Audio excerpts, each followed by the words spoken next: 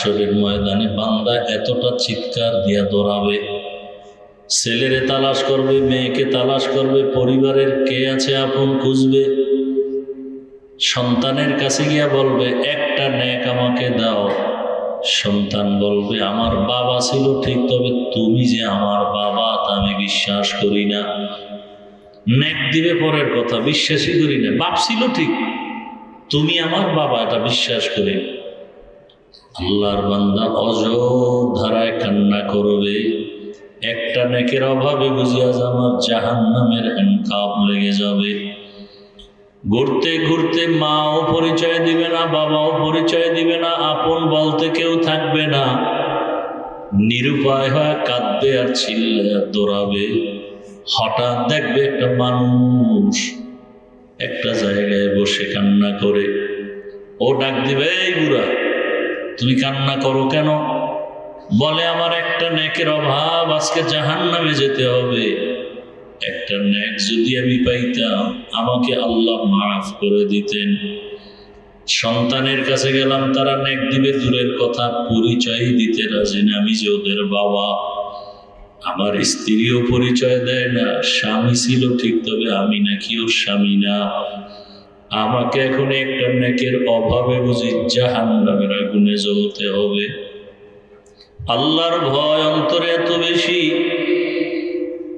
হাদিস শরীফে আল্লাহর রাসূল বলেন, এক ব্যক্তি মৃত্যুর আগে সন্তানদের বসাইয়া পরিবারের সবাইকে বলল, জাহান্নামের আগুন বড় ভয়ঙ্কর, কবরের আযাব বড় ভয়ঙ্কর। রহমতের নবী ইসলামের বয়ান হলো, গুনাহগারেরা কবরে গেলে দুই পার্শ্বের মাটির চাপ দেওয়া হবে। আমার একটা অনুরোধ, তোরা আমি মরিয়া যাওয়ার পরে আমারে পুড়িয়া ফেলাবি, আমারে পুড়িয়া ছাই বানায় বাতাসের মধ্যে উড়ায় দিবি। আমার কবরে যেন যেতে না হয়, কারণ কবরের মাটির চাপ সহ্য করতে পারবো না। তাই করলো, পরিবারের লোকেরা পুড়িয়া ছাই যখন বানায় বাতাসে উড়ায় দিল। আমার আল্লাহ পাক রব্বুল আলামিন এক জায়গায় করিয়া বান্দাকে জিজ্ঞাসা করে, এই বান্দা তুই এমন বাহানা কেন করছো? ও বলবে, হে মালিক, আযাবের ভয় আমি সহ্য করতে পারবো না, এই কারণে আমি পন্থা অবলম্বন করেছি। কেন করছো? বলে, আল্লাহ আপনার ভয়, আমি আপনাকে মনে করি আপনি আমার অনেক বড়, আপনার আযাব বড়। আল্লাহ বলেন, তুমি যে আমাকে ভয় করছো আমার মহব্বত আর ভয় নিয়া, আমি তোমাকে জান্নাত দিয়ে দিলাম।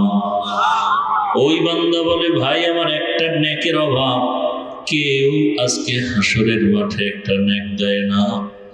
তখন বলে, আমার কাছে একটা নেক আছে, কিন্তু আর কোনো নেক নাই।